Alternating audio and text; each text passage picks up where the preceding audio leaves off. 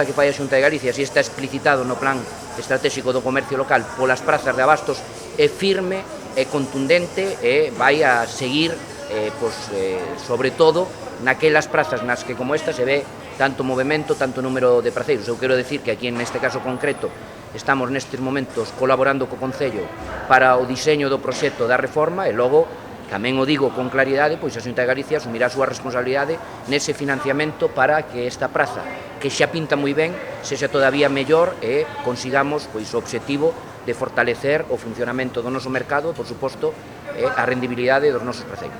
Nós seguimos traballando no empeño de potenciar a nosa praza. Concedeusenos este ano unha subvención de mercados excelentes para a redacción do proxecto, estudio de traslado dos praceiros para poder levar a cabo esa reforma. E agradecer o compromiso da Xunta que, como digo o conselleiro, pois nos vai a botar unha man no financiamento desa obra que de verdade o que lle vai a dar o pulo necesario ao noso mercado.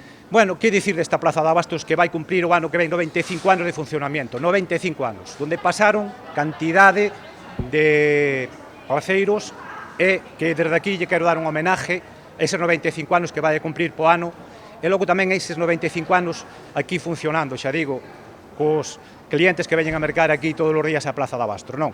Que, por certo, son centos deles, non?